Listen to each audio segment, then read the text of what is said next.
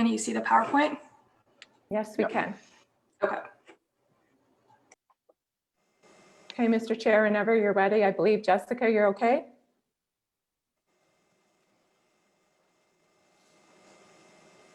Is she okay? You're good, Chair. Okay, perfect. So welcome everybody. Season's greetings to all of you and yours. Today is the last meeting of 2020. We're going to get going now. Board members, staff, guests, and members of the public are reminded that the full authority board or committee meeting is being recorded and will be posted to the authority's website along with the official written minutes. As such, comments and opinions expressed may be published, and any comments expressed by individual board members, guests, and the general public are their own and do not represent the opinions or comments of the full authority and or the KCCA Board of Directors. The recorded video of the full authority meeting is not considered the official record of that meeting. The official record of the full authority meeting shall consist solely of the minutes approved by the full authority.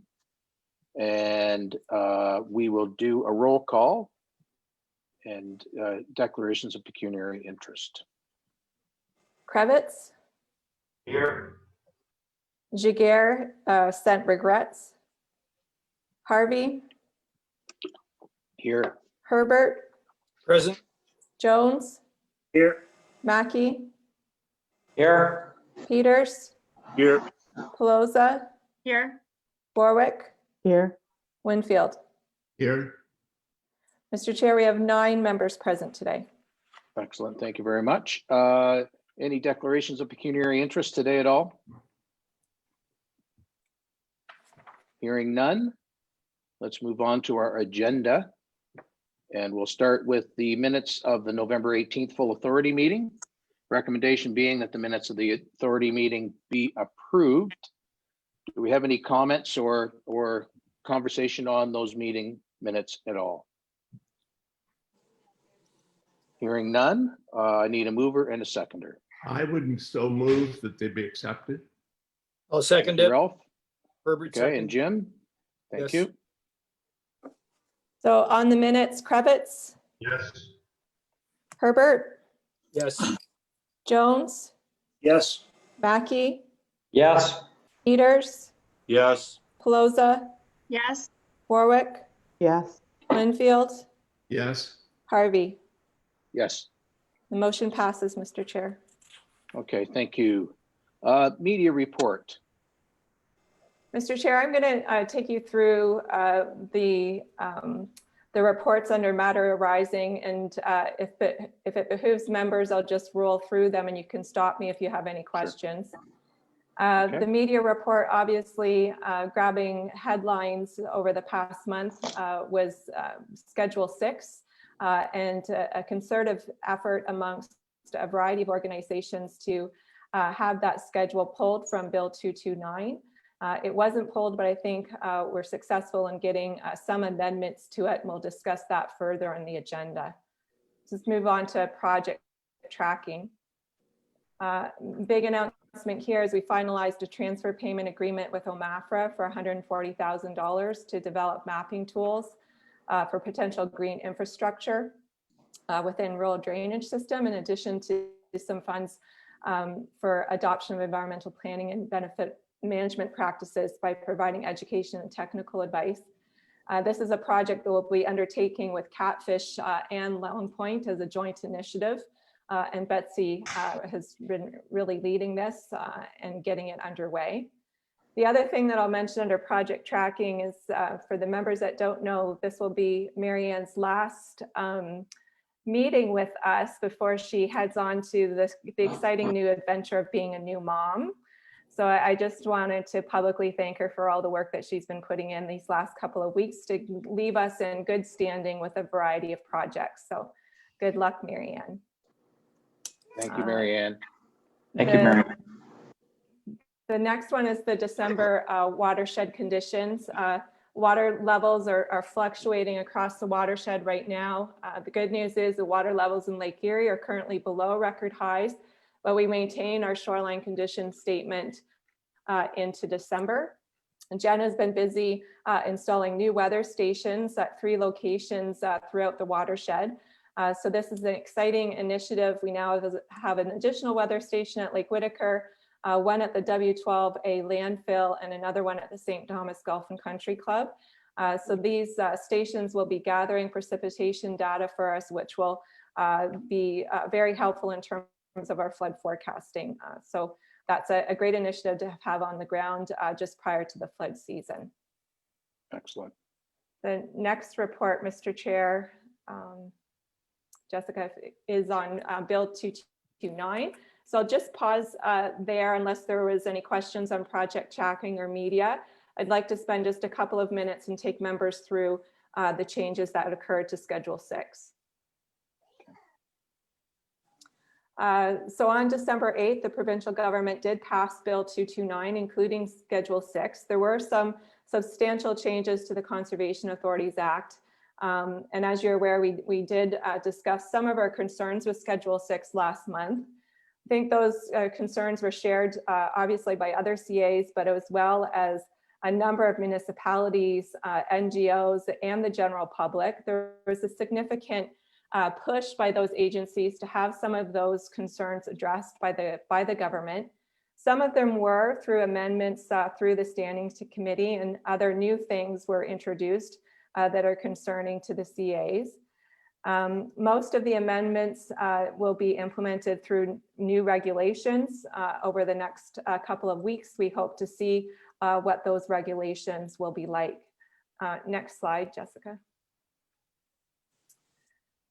So again, there were some changes specifically around the governance aspects that happened during the amendments during Standing Committee. So the municipal council appointments, I believe, was partially addressed by the government. Certainly, it was good to see clarification. They clarified it's not just members of council that are to be appointed to the CAs, but municipal. So now it can be members of council, not just municipal councillors. So this includes mayors, where we weren't sure of that before. So it's good to see that clarification. As well, there was lots of concerns amongst the member municipalities to have only members of councils appointed to CAs. There was a slight change there in now that municipalities only need to ensure that at least 70% of their appointees are selected from their councillors. And if they want a further exception to that rule, they can make an application to the minister. So certainly that doesn't help, that 70% rule doesn't help some of our member municipalities that only have one representative on the board. And they want that to be a citizen rep, but they could certainly apply to the minister for an exemption if they still wanted to do that. The duties of members, I think, was a big win. The government has returned to the original wording for duties of members. So now, once again, as you sit around the board table, you'll be representing the best interest of the watershed, not necessarily the municipality. So that I think that was a good change on behalf of the government to recognize that and go back. There was clarification on the agricultural rep. This wasn't necessarily a concern that was raised by CAs, but they did provide clarification in that that agricultural member will be appointed by the minister to the CA if necessary, but the member would not have any ability to vote on enlarging, amalgamating, or dissolving an authority or on any budgetary matter. The term of chair and vice chair, again, there was no real concern raised by a number of CAs on this. But the minister did grant an exception to the requirement to rotate chairs and vice chairs amongst participating municipalities. Dennis, I believe, has raised his hand, Mr. Chair, and has a question. Oh, I'm sorry, Dennis. Go ahead. I'm sorry, I don't have everybody's picture. Just got one question about that first item on that chart there about the 70%. Does that apply to board meetings? And I think we need to get some clarification on that, because if we have 9 members present and 3 are not councillors, how does that work into the government's new proposal on this bill? Yeah, Mr. Chair, through you to Dennis, I believe it only speaks to the appointments. So for instance, the City of London can make 3 appointments to the board. Typically, they have made 2 citizen appointees and 1 councillor, traditionally. So in order to comply to this rule, they would need to make sure that 70% of those 3 appointees are actually municipal counts from municipal council. So elected officials, not citizen appointees. I don't think it's meant to look at the meetings, rather, or more just the appointments that are made by municipalities to the board. I think it's something we should be watching in the future that we're questioning. Next slide, Jessica.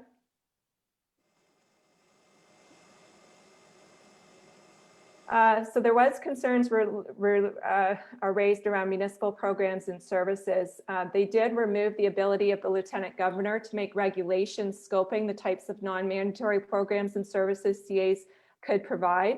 So we believe that with the changes in Schedule 6, would go back to the original belief that municipalities and CAs will be able to work together to come up with non-mandated programs and services, as long as those services are agreed to be funded by the municipality. So they won't be scoped by the Lieutenant Governor and Council. The stop work orders was retained.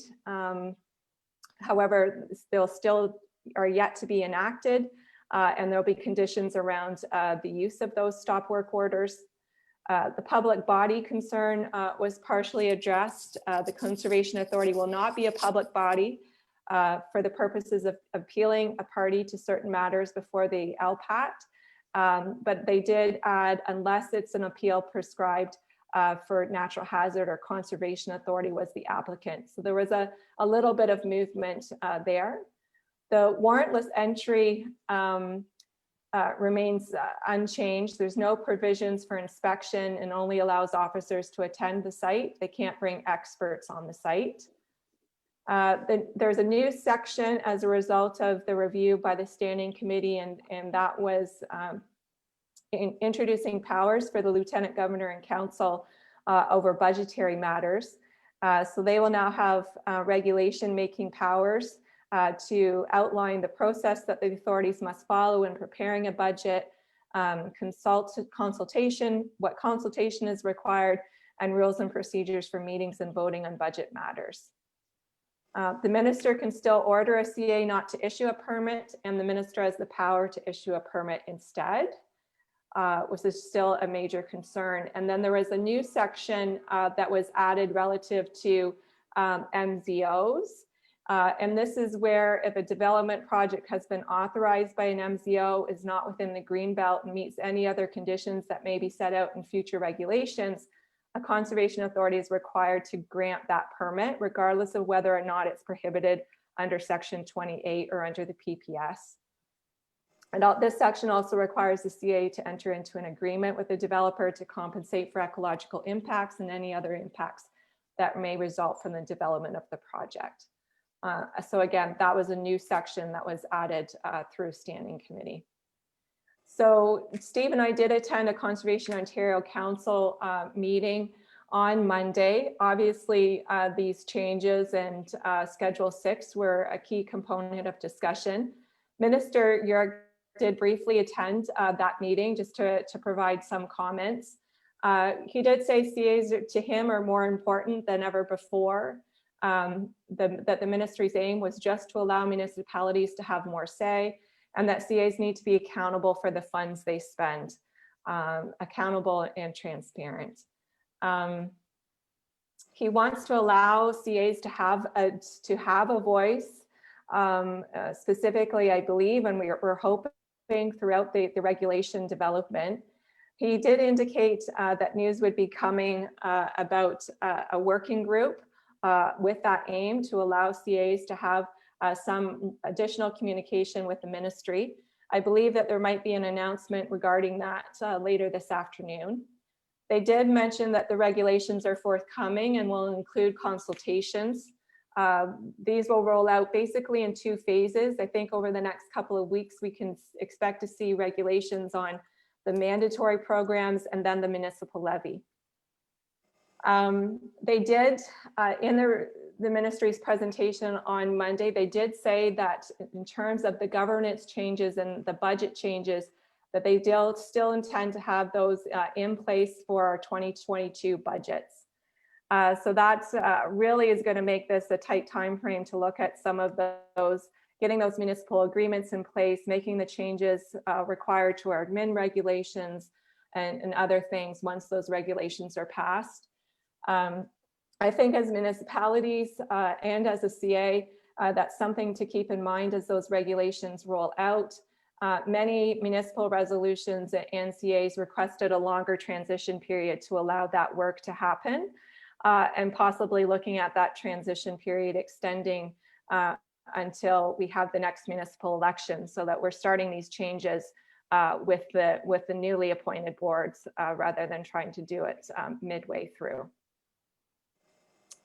The only other thing is in regards to upcoming consultation on these topics, there is an update to the ministry's website where they do refer, that last bullet on the right-hand side, they do refer to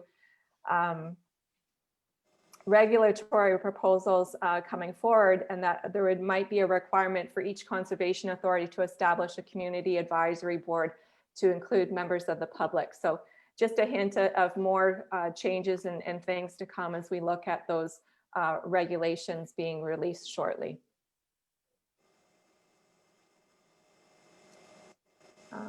The last thing that came up at the Conservation Ontario meeting is, for a number of years now, CAs have asked for an indemnification around the operation of our flood and erosion control infrastructure programming. Now that the Schedule 6 has been passed and some of these things come to effect immediately in terms of permitting and planning, the amendments included in Bill 229 create a considerable concern that the water-based science that goes behind our permitting process might be superseded by the Minister of the Local Planning Appeal Tribunal. And now with the MZOs as well, that the authority may be required to issue a permit, even if it's contrary to the desires of the authority board or its professional staff. That the province is being asked to amend the CE Act to allow for indemnification, both for our flood and erosion control infrastructure, but also indemnities for the appropriate acts and regulations when a CA is compelled to issue permits due to those new provisions that I just outlined. So this motion was brought in Ontario by Toronto and Region. It was passed by Council. And so this motion will be forwarded to the Premier and to the various relevant ministries for consideration as well. Mr. Chair, that's it for that Okay. Bill 229 report, unless any members had any questions. Any questions at all, folks? I can't see everybody, so you'll have to speak up. So, Mr. Chair, I'll just go forward with the other information items under matters arising. Jessica, if I can get you to go to the next slide.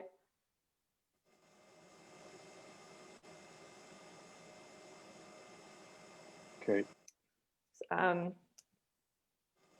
Sorry, other one was a maybe I property can have a safe- motion, Mr. Chair, before we go to this report, just to receive those previous Yes. reports as information.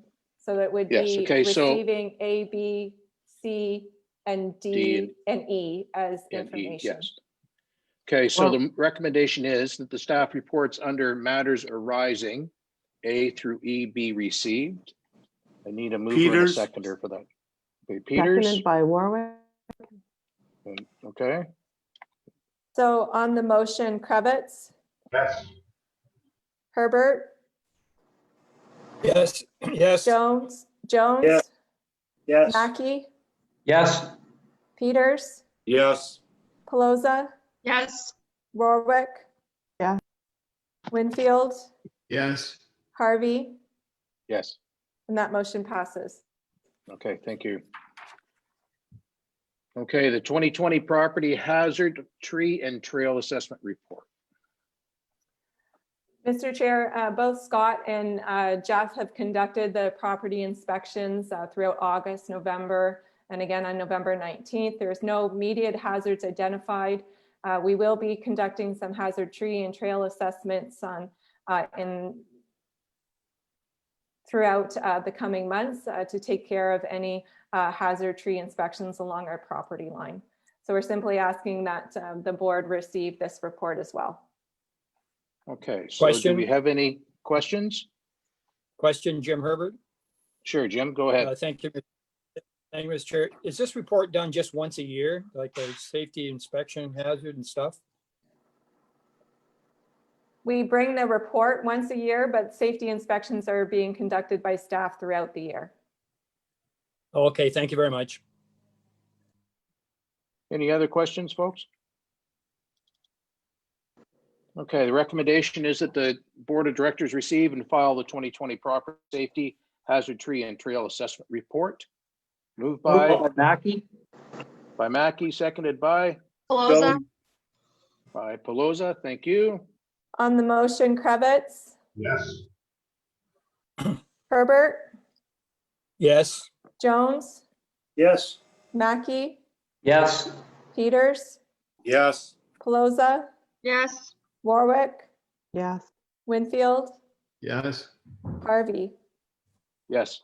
Motion passes, Mr. Chair. Okay, thank you. Okay, correspondence. There's a bunch of correspondence there. I'm sure you've had a chance to take a look at it. Elizabeth, was there anything you wanted to highlight? No, I don't believe so, Chair. Just thanking the members for getting those motions passed by their municipalities in regards to schedule skits. Schedule Yes, skits. that was very helpful to see that happen. Okay, so we need a motion for the correspondence to be received. Moved by, Jones. Winfield. Second, Seconded. Kravitz? okay, thank you. On the motion, Kravitz, Yes. Harvey, Yes. Herbert, Yes. Jones, Yes. Mackey, Yes. Peters, Yes. Pelosa, Yes. Warwick, Yes. Winfield. Yes. And the motion Okay, passes. Okay, thank you very much. Okay. There's no statement of revenue and expenses. Excuse me for a sec, open the door. New business. The 2020 year-end reserve report. Yes, Mr. Chair, this is required in order to provide me with direction in how to deal with any year-end transfers that might be required. Staff have been adjusting budgets throughout the year to account for what we perceived as a significant decrease in campground revenue due to COVID, in the hopes of accomplishing a break-even year-end position or a slight deficit. We did receive word in November that we were successful in that CEWS subsidy application for a total benefit of $148,000. So this has significantly changed our year-end position. Due to staff's diligence, we do expect that with that unexpected funds that we'll have a slight surplus at the end of the year, but definitely we'll only need to draw down reserves at a bare minimum and will not exceed the budgeted amounts. In terms of the CEWS subsidy, staff are currently working on a staffing budget for 2021 to ensure that we have full staff coverage in the campgrounds, regardless of any restrictions that might be in place due to COVID. And we'll be suggesting that we use those funds that we secured from the CEWS subsidy in order to do that without fear of having to look for campground revenue to compensate for that staffing. So next slide, Jessica. So the end result is you'll see on the left-hand side of the screen the budgeted transfers from reserves that we anticipated. Again, I don't think that all of those transfers will be required. And indeed, with the CEWS, there will probably be a surplus, again, only due to that CEWS subsidy. So it's the intention of staff that that would be placed, if those funds indeed are surplus at the end of the year, that they be placed in the wage subsidy reserve and used to offset staffing next year, so that we can plan to have our campgrounds and other programs and services at full capacity, regardless of the possible revenue that's coming in from our campgrounds. Jessica, if you can just go to the slide that pulls up the motion. That the transfer from reserves be conducted as required is outlined in the 2020 approved budget. And finally, that if there are any unspent funds at year end, that staff be authorized to transfer these to the wage subsidy reserve. And again, we would be bringing a report back in January of how we intend to use those funds in the 2021 budget. Okay, thank you, Elizabeth. Any comments or questions at all, folks? I'll move it. Okay, thank you. Moved by Herbert, seconded by Jones. Jones. On the motion, Kravitz, Yes. Herbert, Yes. Jones, Yes. Mackey, Yes. Peters, Yes. Pelosa, Yes. Warwick, yes, Winfield, yes, Harvey, Yes. and that motion passes. Okay, thank you. Okay, next on the agenda, the draft budget 2021. Electronic and timesheet scheduling software. Mr. Chair, I'll cover this one on as well, and if Kathleen needs to, she can step in. Staff have been researching this for some time in terms of bringing in a piece of software that can help us do our timesheets more remotely and paperlessly, as well as looking at an element of scheduling. Scheduling becomes a great need during the summer months in terms of looking at the seasonal staff that we onboard. Kathleen has done her homework on this one and looked at various software packages that would give us these capabilities.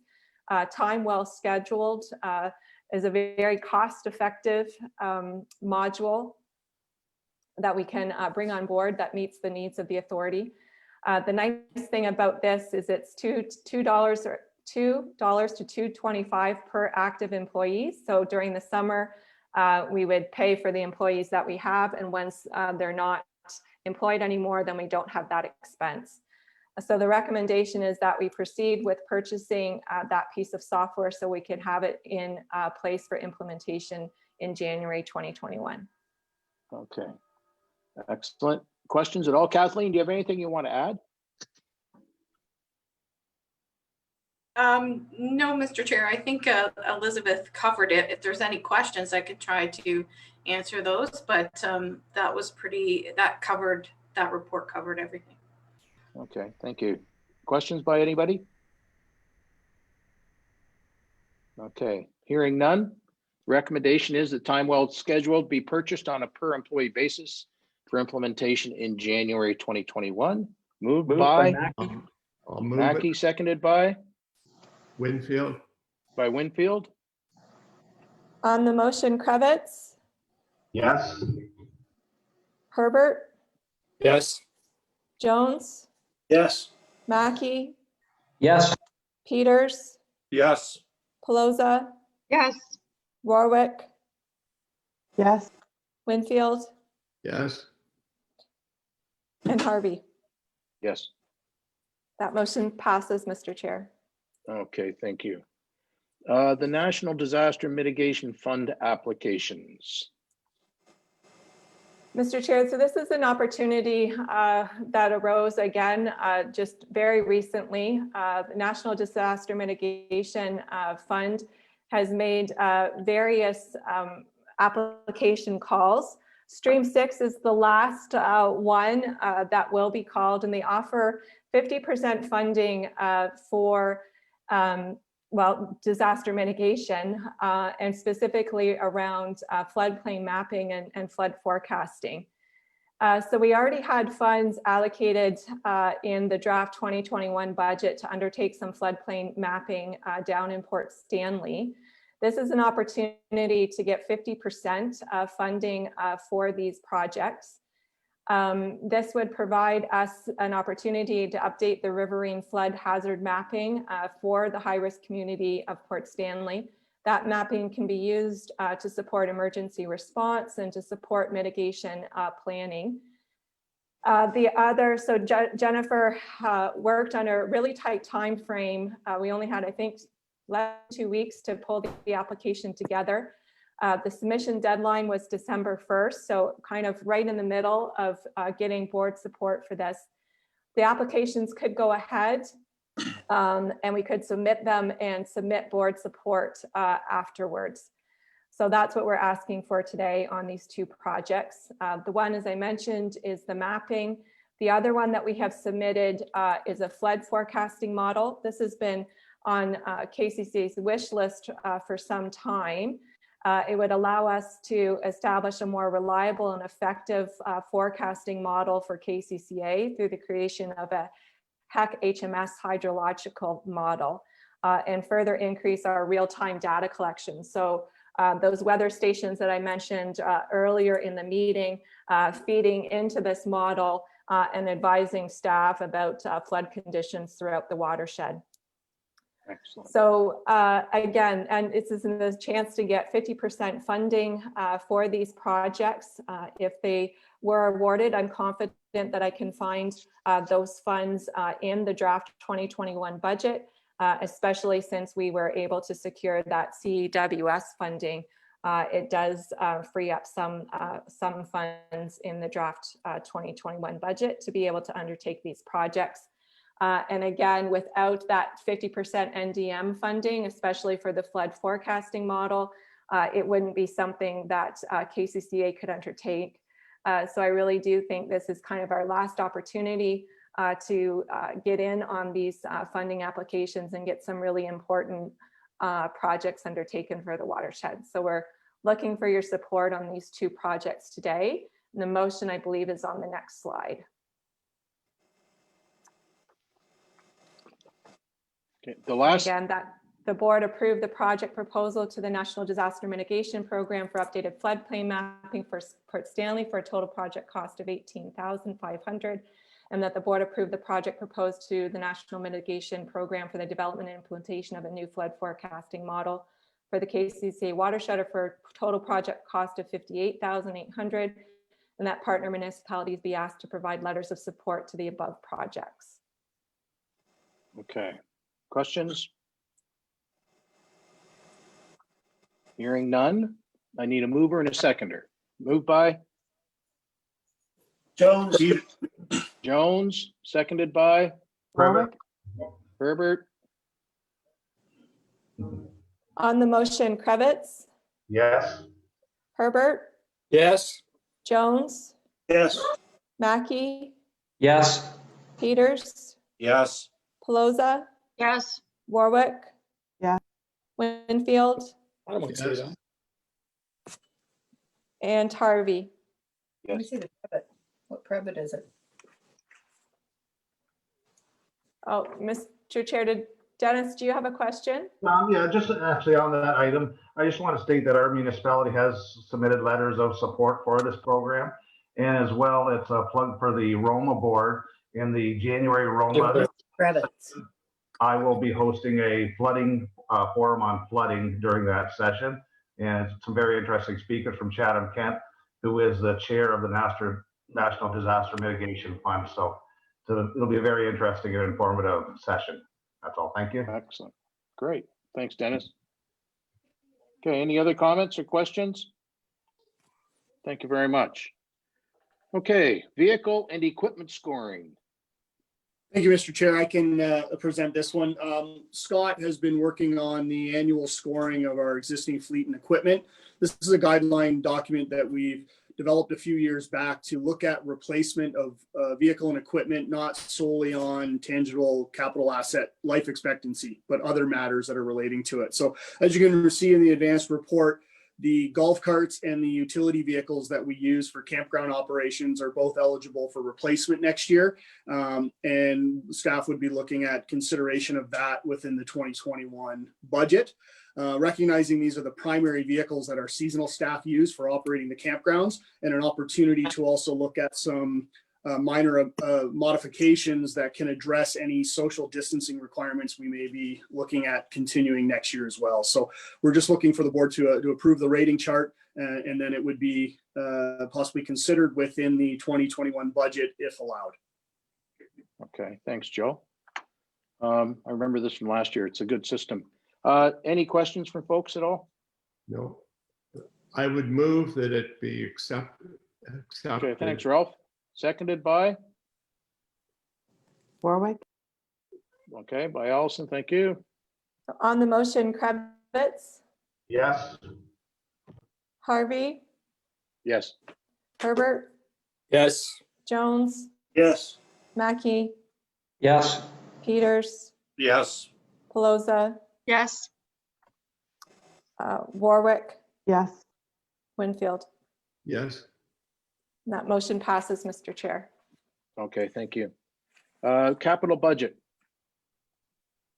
So, Mr. Chair, the report that Joe just gave really feeds into this capital budget. We tried to look at our capital on a 5-year horizon. This year, we've made some adjustments to it, but basically we have a placeholder for Dalewood Dam repairs.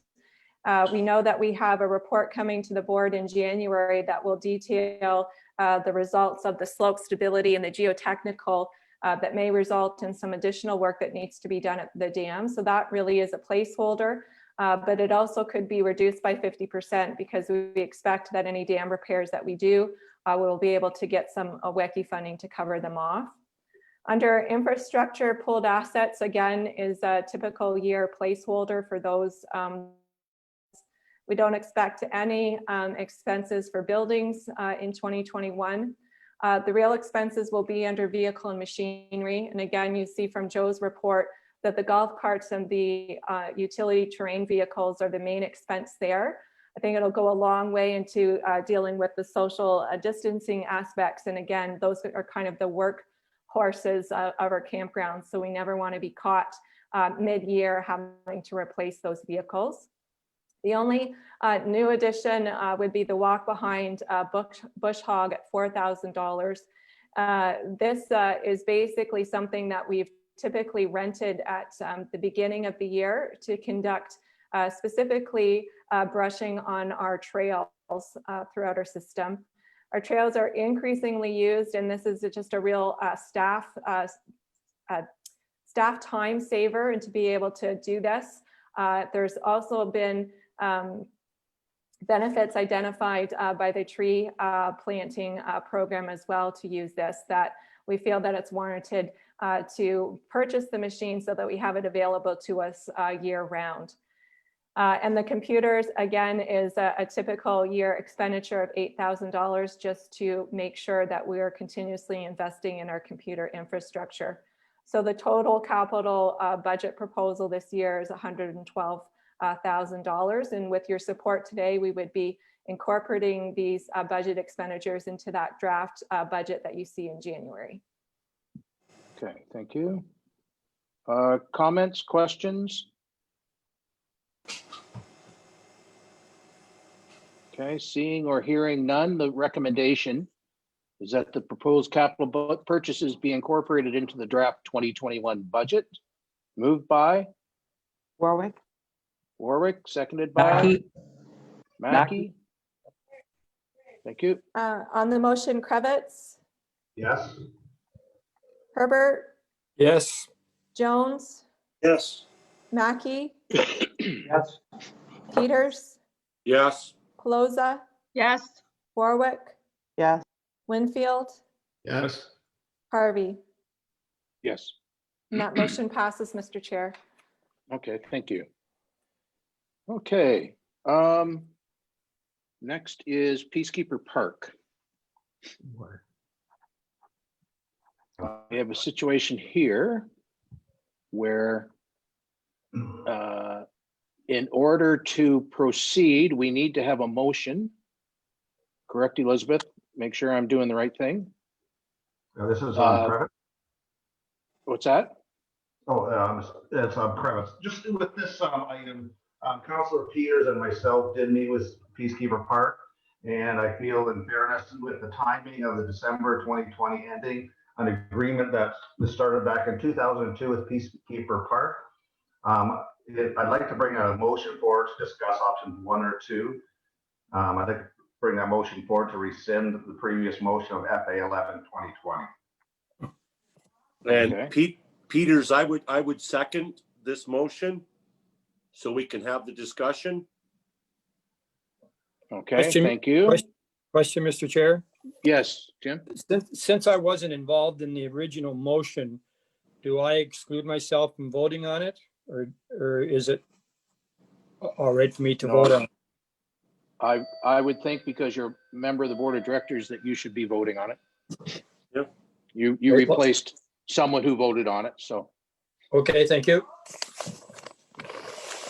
Okay, so we have a motion that the KCCA motion FA 11/2020 that provided direction to staff to end the agreement with Peacekeeper Park to occupy lands at Lake Whitaker Conservation Area as of December 31st, 2020 be rescinded. Mr. Chair, the motion was moved by Krebitz and seconded by Peters. So on the motion, Krebitz, Yes. Herbert, Yes. Jones, Yes. Mackey, Yes. Peters, Yes. Pelosa, Yes. Warwick, No. Winfield, Yes. and Harvey. Yes, And that motion passes, Mr. Chair. okay, thank you. Okay, so who would like to go through this? Mr. Chair, staff have prepared a presentation on the considerations Okay. of options 1 and options 2. So I'm prepared to deliver that. And if Krebitz or Peters have any comments following that, we can go back to them. Okay, that would be helpful. Okay, thanks, Elizabeth. So basically, staff are presenting 2 options today. Option 1 is that the KCCA end the agreement with Peacekeeper Park as December 31st.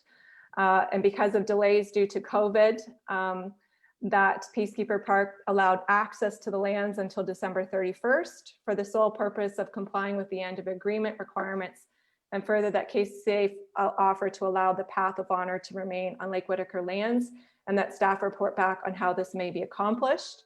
The second option that you have before you is that you enter into a 1-year agreement with Peacekeeper Park, and that the agreement outline minimum requirements that Peacekeeper must address concerning to address outstanding concerns to any public use of Peacekeeper Park's facilities and equipment, and that the agreement must be presented and approved by KCCA's full authority by March 18th, 2021, or Peacekeeper Park would be instructed to vacate the lands prior to December 31st, 2021.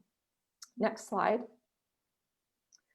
So just to go through the background of where we've gone through this process, the board originally considered the agreement with Peacekeeper Park back in January of this year. At that time, they considered 3 options: renew for 1 year with amendments to address the concerns, a new agreement with KCCA managing the facilities, or terminate the agreement.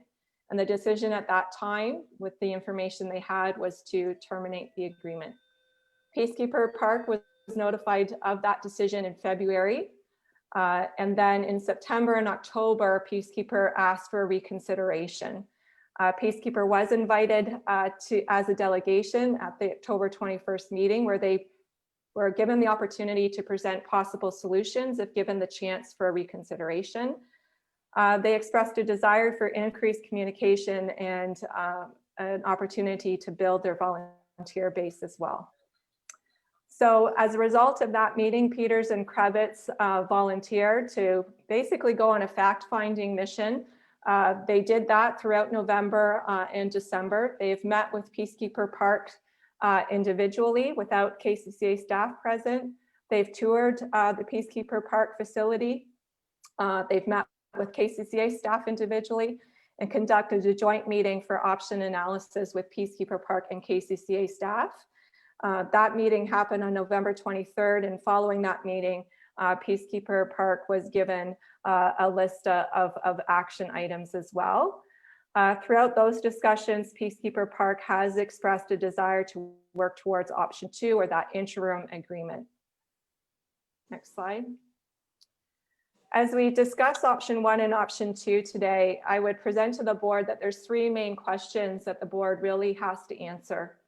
And the first one is, as landowner and owner of the well, does the board want to have control over the drinking water, how it's managed and used by the public during activities operated by others? So Peacekeeper Park does have certified operators for the well system, but they continue to assert that they should determine how the system is operated and under what regulation, in consultation with MECP and Middlesex London Health Unit. Throughout the process over November and December, KCA staff do believe that a third party the water system is a better option, both for the authorities' liability and risks, and provides assurances for both organizations that the water system is being run properly. KCCA staff also believe this is a cost-effective arrangement. The second question I think board members have to consider in weighing these options is, does the board want these lands to generate revenue, or at a minimum cover costs associated with the agreement? So the original intent of this agreement back in 2002, when it was established, was to cover the lost agricultural rental of this land. At that time, it was valued at $2,600. And Peacekeeper Park was to provide for development of those lands for use by KCCA. The current agricultural rental value of lands is approximately $6,500 per year. The development of Peacekeeper Park is not being used by KCCA. Rather, the Lake Whitaker lands, including the campground and its amenities, are being used by Peacekeeper Park. There's significant staff time and board resources that were required to develop a new agreement. And the third question I think you need to weigh is, does the board want Peacekeeper Park to continue to build capital infrastructure on KCCA lands?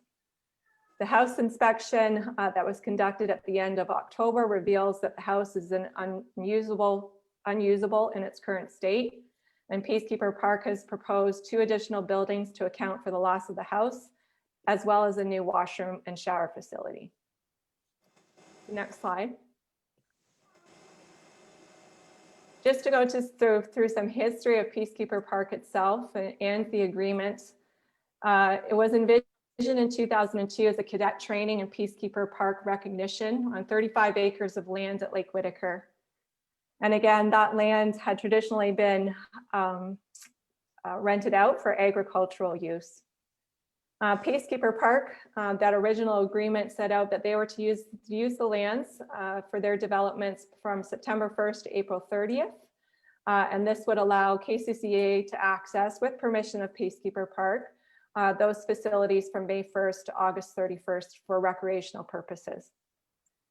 Upon termination of the agreement, Peacekeeper Park was responsible for removing the facilities, or they would be assumed by KCCA, and that clause is still in the existing agreement. So this was always meant as something that the facilities were seen to need to be portable and removed if the agreement was not renewed. Again, the authority at that time was only looking for the loss of agricultural rental, and that was valued at $2,600 at that time. And Peacekeeper Park was also asked to cover off the municipal taxes of this land. Next slide. At the first renewal in 2006, Peacekeeper asked for the fees to be waived because they believed that the benefit of Peacekeeper, there was a great benefit of Peacekeeper Park to KCCA. The board at that time noted that they didn't see a benefit to KCCA, as all the facilities being developed to date could be removed if the agreement was not renewed. And the one development that they saw as a benefit, being the sports fields, hadn't been developed as per the original vision at that time. And so the board did instruct at that time that the agreement be renewed and that the fees be hold steady at $2,600. In 2012, the sports fields were finally finished, and Peacekeeper Park asked for the cadet training aspect to be changed to youth and veterans training. And the time of use clauses were removed from the agreement as well. And that was a reflection of, again, Peacekeeper looking to expand their user base to more user groups than just cadets. And it also reflects KCCA's lack of use of the facilities as well. Peacekeeper was using the facilities year round by that point. Present, they have a successful adventure camp, and they look for other partnerships, again, other than cadets, with things like guides and other user groups. So today, when we're considering what the concerns are relative to continuing agreement with Peacekeeper Park, I think you can categorize those into two main elements, regulations and operations. So there's a variety of regulations that an organization like Peacekeeper Park needs to operate under. One is the Ontario Regulation 50317 recreation camps. And as the landowner, we have certain liabilities under these different regulations as well that we want to protect.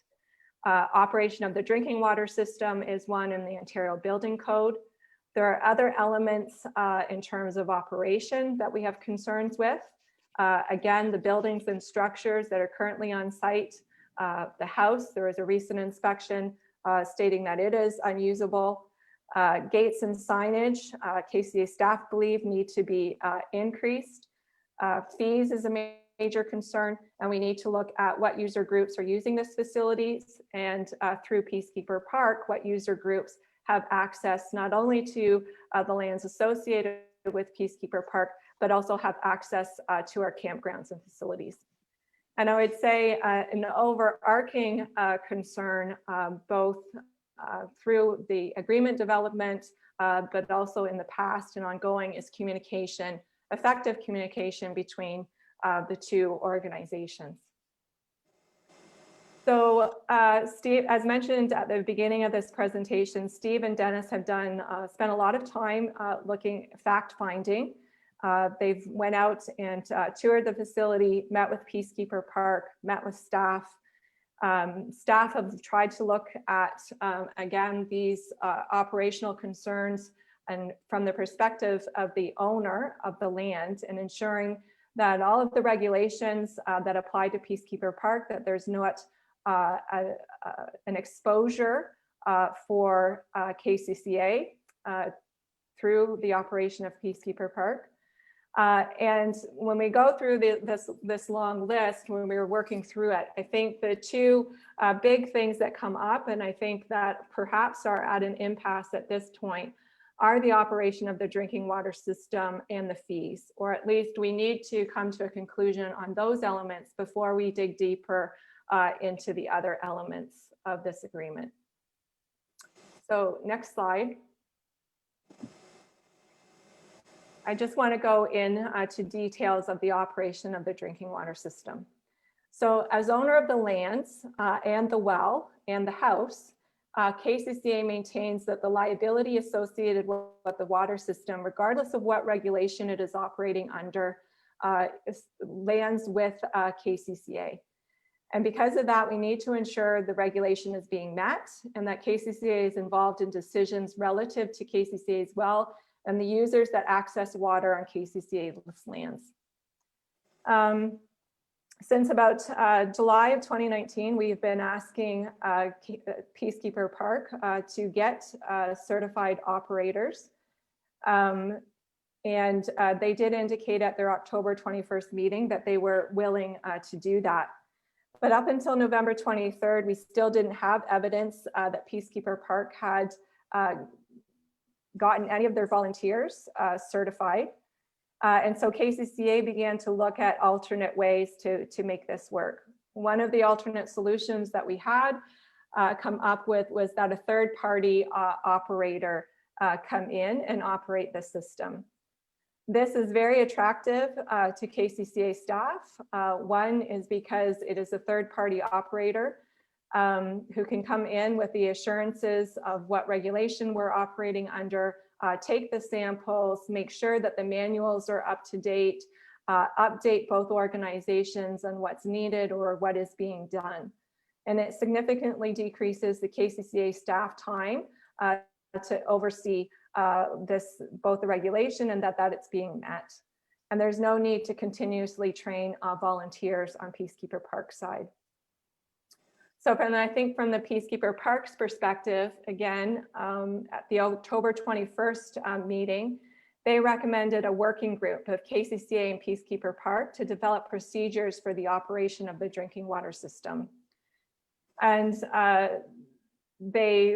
staff have considered this. It does require a large amount of staff time to meet with Peacekeeper Park on a regular basis and to look at that operation system. And that's why we went to the third party option as well. Through discussions over the past month, Peacekeeper Park has again stated that as partial owner and current operator of the water system at Peacekeeper Park, they suggest that it has responsibility to determine what regulation system is operated under, and that they'll be doing that as an independent organization. They will work with MECP and Middlesex London Health Unit to determine what regulation it needs to be operated under. On December 1st, they advised MECP that they would be deregulating their water system and investigating operating under a different regulation. KCCA was not invited to be part of those discussions and was indeed notified of that decision after the fact. Peacekeeper Park has also stated they don't feel that a third party is needed at this time and will be taking direction from MECP and the health unit. And they've asked us to keep in mind that they are an independent registered charity and will continue to conduct their own internal business and make their own decisions. In terms of the other subject relative to fees, again, back in 2000, the aim for the authority was to cover off the loss of agricultural land, and that was valued at $2,600. That fee has remained unchanged in those 18 years. The current agricultural rental value is about $250 an acre. So on a 35-acre piece of property, we're looking at $6,500 in revenue. And that doesn't account for Peacekeeper Park's use of the campground lands and amenities, or KCCA staff time for oversight and maintenance of the agreement. So through discussion with Steve and Dennis, they asked staff to come up with a preliminary estimate of what we would believe the operating expenses, what we would need from Peacekeeper Park to make this agreement work. That was estimated at $1,200 to $1,500 a month. And it does not include any capital expenses such as the demolition of the house or increase in municipal taxes. And we have become aware at the end of November that the taxes do look like they're increasing for this particular roll number. KCCA has also looked at comparisons in terms of other agreements that we have with organizations. And it currently receives more funds from other organizations using KCCA lands with far less duration, liability, risk, and staff involvement. From Peacekeeper Park's perspective, the board is still considering the increased fees and has not weighed in on whether the $1,200 to $1,500 is acceptable or within their reach. They're requesting an accounting of how municipal levy has contributed to Peacekeeper Park over the past 18 years, and this has not been provided by KCCA to date. They're requesting KCCA to bear in mind that they are a group of volunteers and that they have a decreased volunteer base that they're trying to rebuild, but they do face limitations due to COVID, especially in terms of getting new bookings in. Next slide. The house was inspected on October 30th. And again, the house inspection was undertaken by Peacekeeper Park without involvement of KCCA staff. or knowledge from KCCA staff. The house inspection was shared with KCCA. It did reveal a number of concerns. The shingles have reached the end of life, require immediate attention.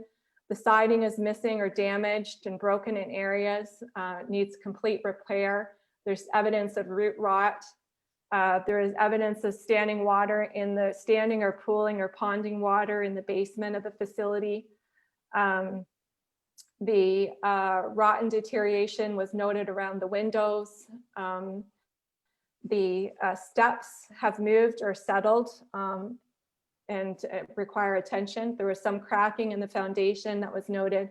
The eaves troughs in places are missing or are in some form of disrepair. So in reading that report, it becomes obvious that the capital cost to move forward would need to include the demolition of the house. It will also mean alterations to the water distribution system as the water distribution system starts within the house. And Peacekeeper Park has proposed new builds to compensate for the loss of the house. And this is in addition to the washroom and shower facility that they've already indicated that they require on site. Next slide. So again, we come back to those three questions. As the landowner of the well, does the board want to have control over the drinking water, how it's managed and used by the public? Does the board want these lands to generate revenue or to minimum cover costs associated with the agreement?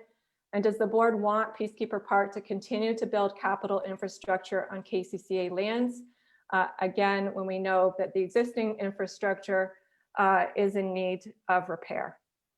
Next slide.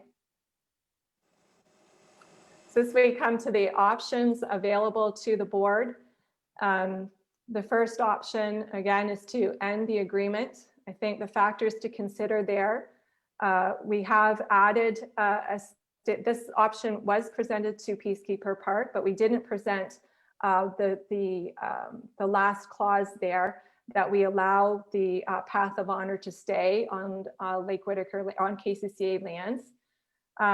Staff believe that this would be a way to honor the original intent of the agreement and to continue to honor Canadian peacekeepers on the site. For this option, we've already accounted for the loss of the $2,600 revenue and expenses of taxes. It's already accounted in our draft 2021 budget. The maintenance of the lands is something that we can incorporate into Lake Whitaker's operating procedures. We may reduce the grass cutting, but we're confident we can maintain those lands. And I think most importantly that this option provides Peacekeeper Park sufficient time to vacate the property and explore other opportunities. And I should mention that Dennis, it was mentioned in October, but Dennis has also had conversations with Camp Bell that is still open to exploring opportunities with Peacekeeper Park. The second option is to enter into a one-year agreement with Peacekeeper Park to be drafted by Casey Solicitor, and that agreement outlined minimum requirements that Peacekeeper needs to address in order to concerns prior to any public use of Peacekeeper Park facilities and equipment, and that the agreement be presented and approved by KCCA's full authority by March 18th, or Peacekeeper Park will be instructed to vacate the lands prior to December 31st, 2021. I think factors to consider when you're looking at this option is that there's significant staff and board resources still required to build or maintain an appropriate agreement. We do have to come to an agreement on the water system. We have to come to an agreement with fees. And once those are established, there's still other items that we need to address with Peacekeeper Park to keep this agreement moving forward. So with this option, there's no guarantee of success. To pursue this option, we would need, staff needs board direction on what you wish to do with the water system, what you want to do with fees, and the capital expenses and future capital plans. So basically direction on those three questions that I mentioned previously in our presentation. now I'd open it up to see if Dennis or Steve have anything to contribute. May I ask a question of Dennis and Steve? There's no doubt about it, from my opinion, that house has to be removed. It is it's not an option to try and restore it, and it's a real liability. What is the thought on that? Well, I'll start. Dennis can jump in. And Jim Herbert was there that day too, when we toured the facility on October the 25th.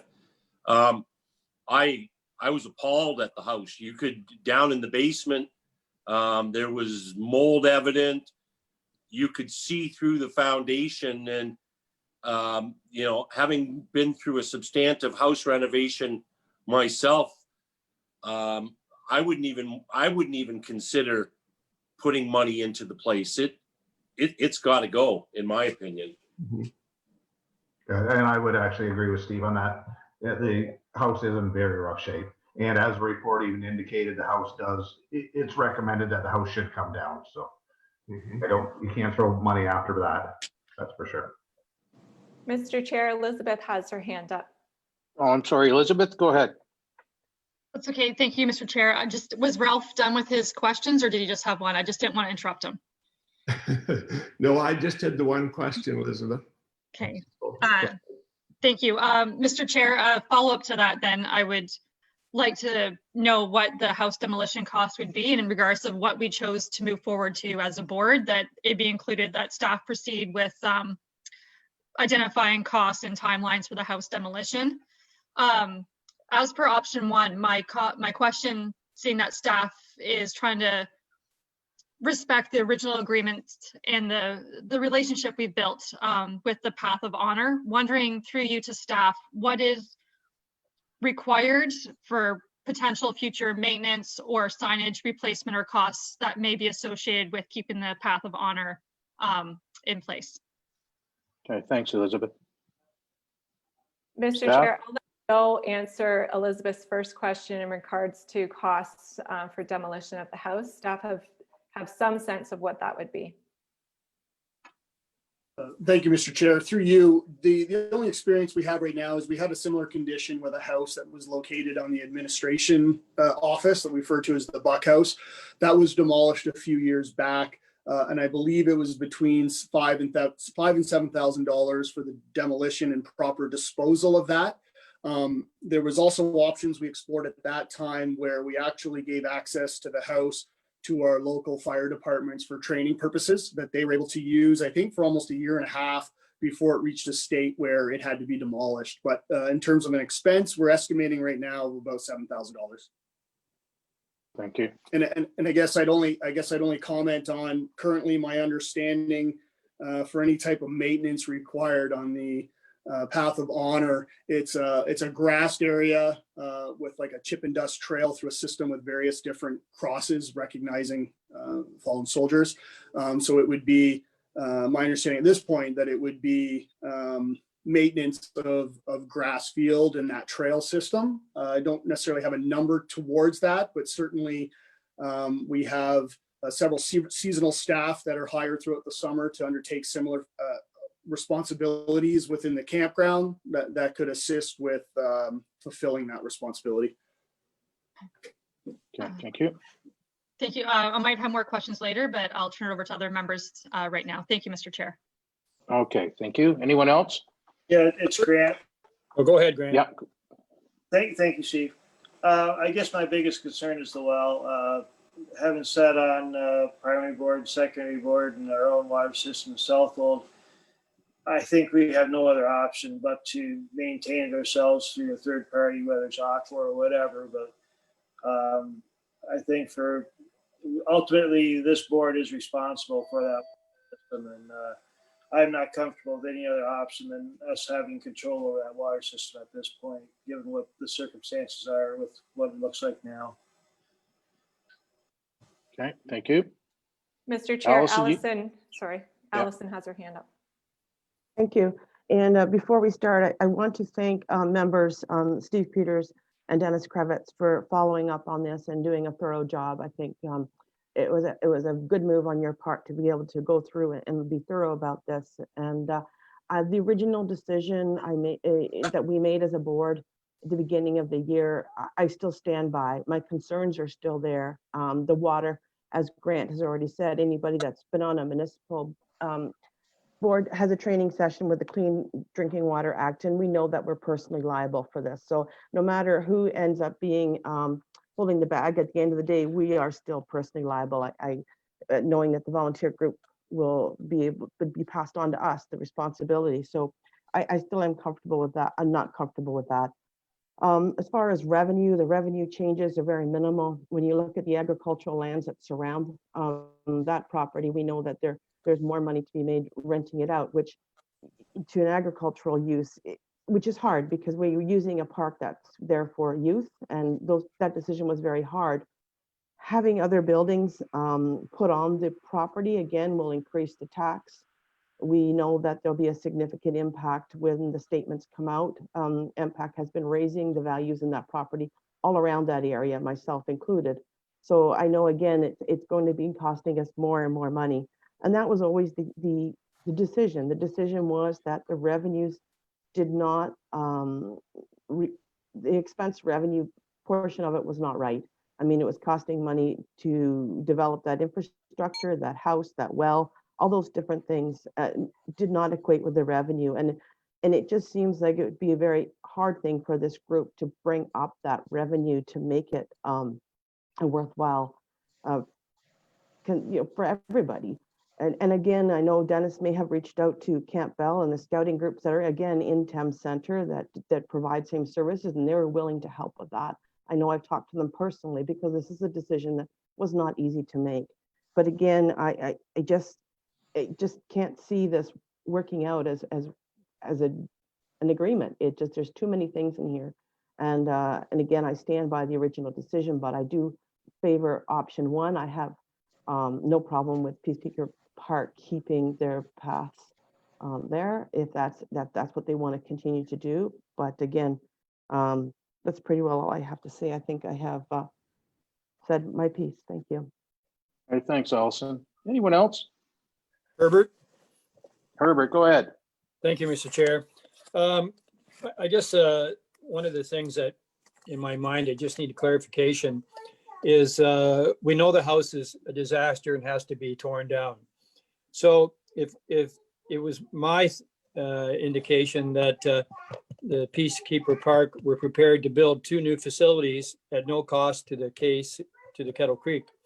So I guess one of their concerns was that if they do take the time, if you just give them a year's opportunity to do something, they build 2 buildings and at the end of the year don't renew it, that's their concern.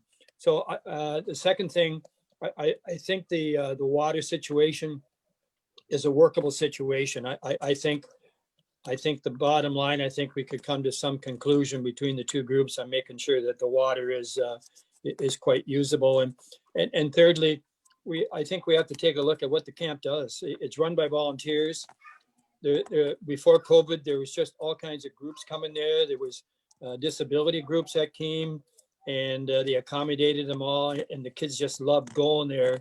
And anyway, those are my thoughts. I don't know if Steve or Dennis want to comment on who would build the house and tore it down, and what the cost would be. But anyway, I think it's something in my mind we need to take a look at, because even though it's a bit of a revenue loss, the benefits just outweigh everything. Where it's a park that is intended by scouts and disability kids, and I think it just would be a good thing to at least not give them a chance for a year to do something. But I don't think you can expect them to build 2 new facilities with showers if you're going to tell them in a year that they can't, their release needs to not to be renewed. Anyway, I'm coming in through the back door, so those are just my thoughts out loud. I don't know if Steve or Dennis want to comment on the cost of the house or whatever. So, but anyway, thank you. Thanks, Jim. Steve or Dennis, you want to comment? Yes, yeah, here. I'd like to comment. Just to start off, one of the main concerns is definitely the water concern. the cost of $329, that was from an outside third party to monitor the water at the park.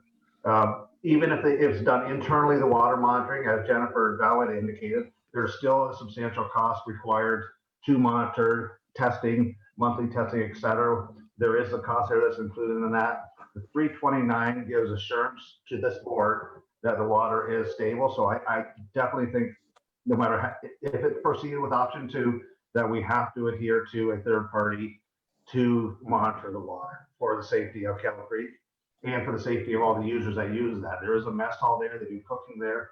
So the water is paramount. That's the number one thing. The second thing was the fees that Elizabeth had pointed out. We had come up with a number between $1,200 to $1,800. Now, bearing in mind that cost, $4,000 of that is monitoring the water. The $2,600 is what they're paying for rent, which has not been increased since 2002 when this initial program was set in place. There should have been increases, yearly increases, just to offset the cost, the loss of revenue that we had from renting land. There's another $1,500 in property taxes that they pay. So there's the bare cost is $10,000 without including any of Kettle Creek's time on this. So the number we came up with, the $1,200 to $1,800, it'll be somewhere in that range for them to rent the space. And when we presented that number to them for their board, they came back and their question was, well, what municipal levy has this cost? The way the agreement is now with the province, the municipal levies, if we have to fund any of this Peacekeeper Park activity, it's not a core mandate of the Kettle Creek Conservation Authority. Not being a core mandate, we'd have to actually go to our individual municipalities and request funding to offset the revenue if the Peacekeeper Park is not willing to come forward with the monthly rental fee that we propose. So there's too much gray area. And this doesn't include, that fee would not include putting up new buildings. There's no washroom facility, there'd be no washroom facilities. Their first aid station is currently attached to the existing house.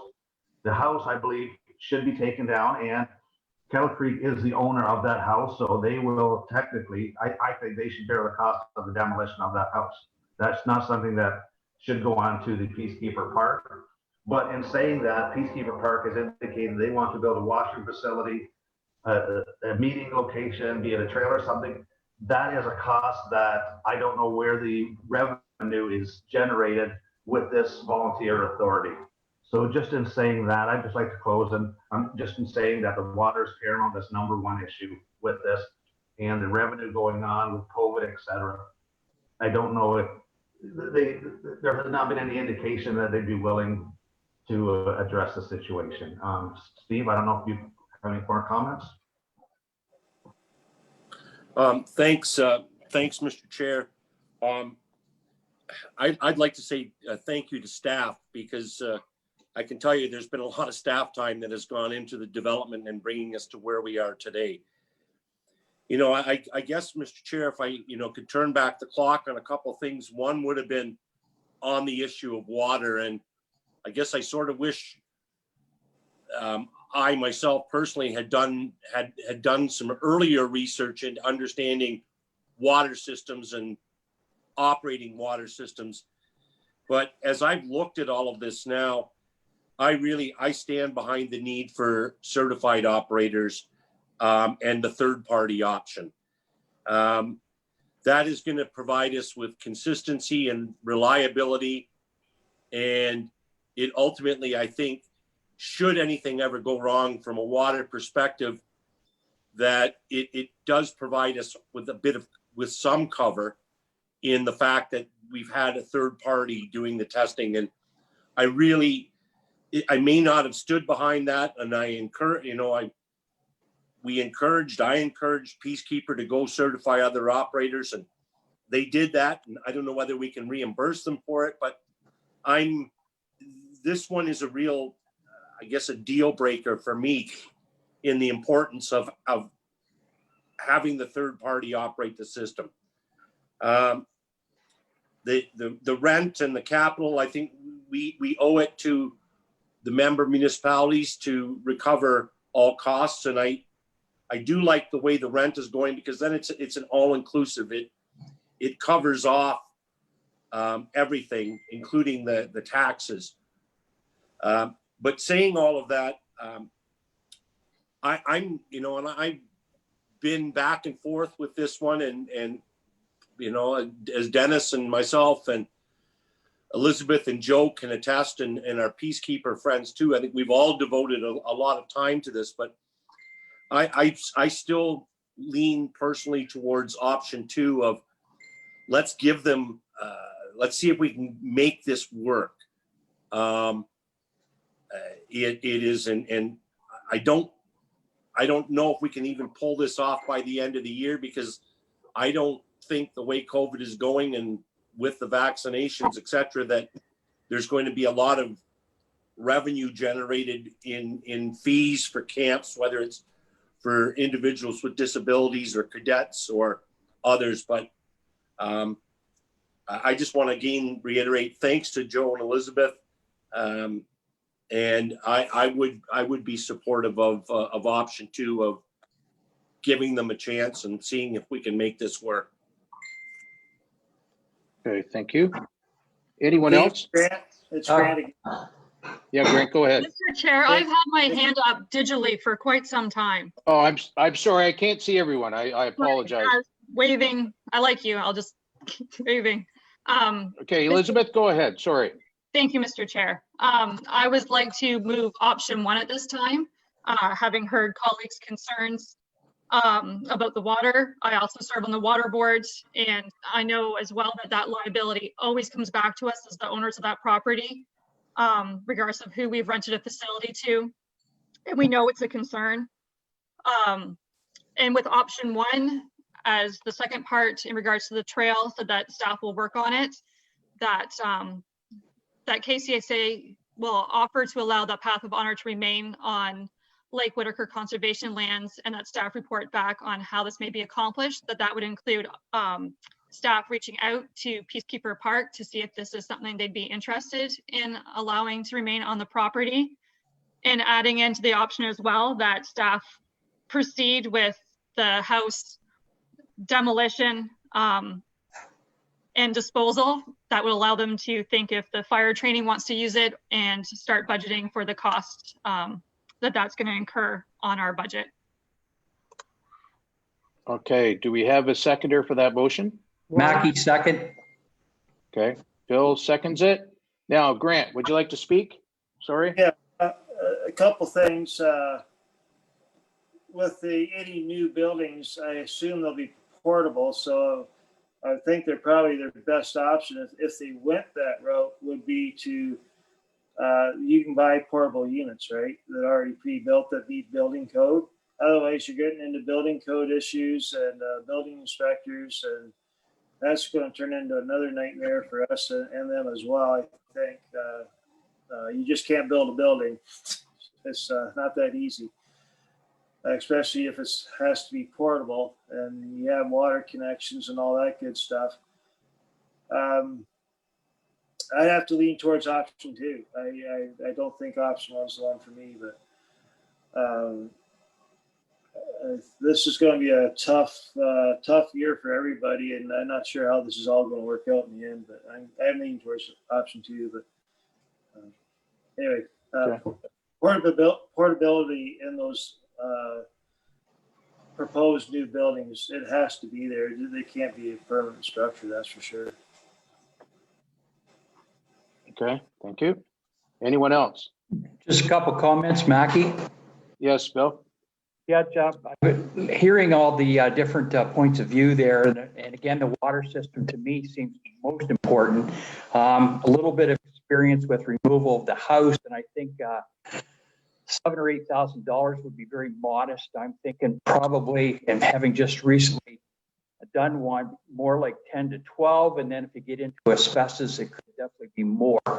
But just going back and looking, retiring the agricultural land, waiving the lease fee, not having use of some of the land, you know, the house removal, which would be ours, we own it, but I'm really hesitant to having more buildings being placed on there just for fear of being able to, the group, and I realize they're volunteers and I respect that, and They've had a very good run. It just, I would be very leery about continuing on with this agreement. It just seems like a bad idea. I just wondered who would be responsible for if they had a year to, this is going back to option one, if they did have a year to close down the facility, take away the house, I was just wondering why it would be required to have a full year. Would some of the stuff have to be removed to another site? Is there a lot to do with taking stuff down that they would need a full year? Would some of the stuff actually be left and we would incur more costs when we have to remove some of the stuff at the end of the day? I'm just not sure. I would support option one. I just don't see any other way there. Thank you. Okay, thank you, Bill. Anyone else want to speak to the motion? I've already spoke to the motion, Chair, so I just do want to add, though, I agree with Mr. Mackey on the fact that I thought that was a very modest cost for demolition. My experience is that it is more, and then we also have to look at a permit for demolition as well. I mean, there's other parts to this, and to be able to think that you're going to demolish something in a year and put up new buildings is very optimistic. And again, I just reiterate that we're prolonging a decision that was made because of the reasons that Elizabeth has put in front of us again. And I think we've done our due diligence as a board, and we support youth activities everywhere. And this is not a decision about youth activities. It's a decision about responsibility and revenue. Okay, thank you. Question, Mr. Anyone Chair. else? Sorry, Question? yes, go ahead. Thank you, Yep. Mr. Chair. So the motion that's on the floor, is that for option one or for option two? Yes. Option Motion on one, the I'm flo- just gonna, Yes, it's for I'll option read one then. option one for you. Thank you. The KCCA end the agreement with PKP as of December 31st, 2020. And further, that due to delays related to COVID-19, that an interim agreement be developed by KCCA's solicitor to allow PKP access to the lands until December 31st, 2021, for the sole purpose of compliance with the end of agreement requirements. And further, that KCCA offer to allow the Path of Honor to remain on Lake Whitaker lands, and that staff report back on how this may be accomplished. Okay, so that's the motion that we're considering. It's been moved and seconded. Any other comments or support or no support? If not, then we'll have to take the vote. Mr. Chair, on the motion, Dennis Krebitz, This is one of those hard decisions, but I am going to support option one. Yes. Herbert, No. Grant Jones, No. Mackey, Yes. Peters, No. Pelosa, Yes. Warwick, Yes. Winfield, Yes. Harvey, Yes. Mr. Chair, I have 6 votes in favor, and that motion passes. Okay, thank you. So with that in mind, on our next agenda item is December Planning and Regulations Report.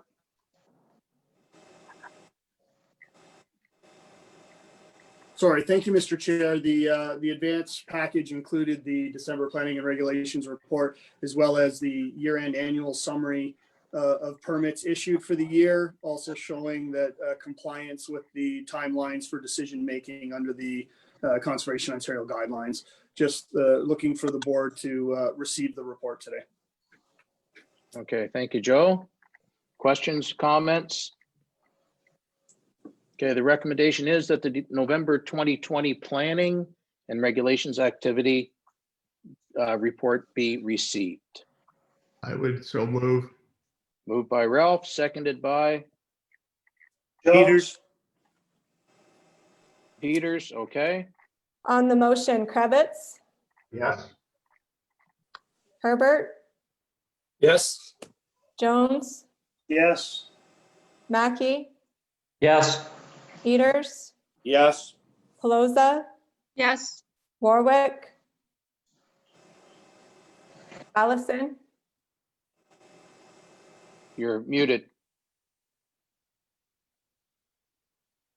can you raise your hand if you're saying yes? Winfield, Yes. Harvey, Yes. and the motion passes, Mr. Chair. Okay, thank you. Okay, that ends our full authority agenda at this point in time. So we'll move into closed session. I need a motion to move into closed session. Moved by Mackey, No. seconded by Jones. Jones, okay? On the motion, Krebitz, Yes. Herbert,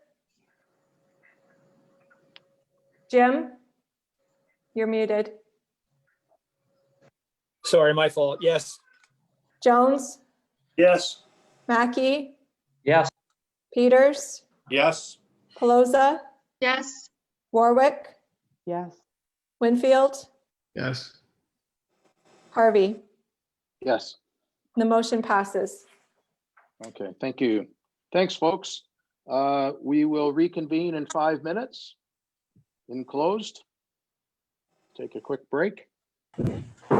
So I had to stop share. Oh, I can't see. We don't need to sign out, do we, Elizabeth? No, you can stay on. We're just going to stop the live feed. Yep, thank you.